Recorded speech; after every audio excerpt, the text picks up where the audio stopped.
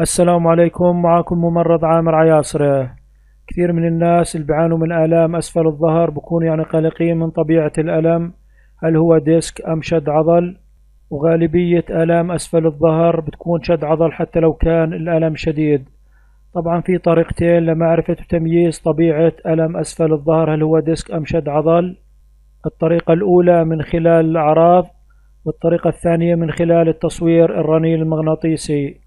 لكن تصوير الرنين المغناطيسي يعتبر مكلف وغالي كثير، ويعتبر من أغلى أنواع الصور.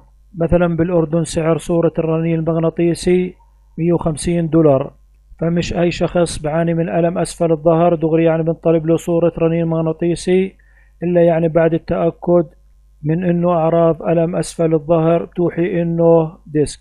وإحنا إن شاء الله بهذا الفيديو راح ندلكم على طريقة تعرفوا فيها إذا كان ألم أسفل الظهر اللي بتعانوا منه هل هو ديسك أم شد عضل، من غير الحاجة لاستخدام الصور.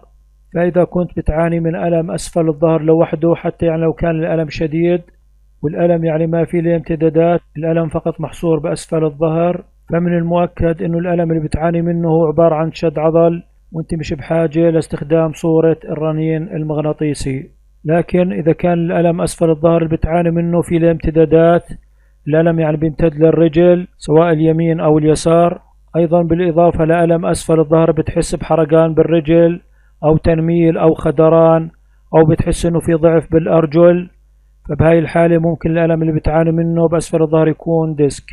وانت بهاي الحالة فقط بحاجة إنك تعمل صورة رنين مغناطيسي، لأنه أكثر أعراض مرض الديسك بتكون بالأرجل مش بأسفل الظهر.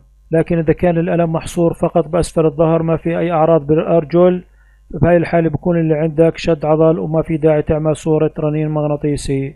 وبالنهاية لا تنسوا تدعموا الفيديو بلايك وتشتركوا معنا بالقناة، ونتمنى لكم الصحة والسلامة ويعطيكم العافية.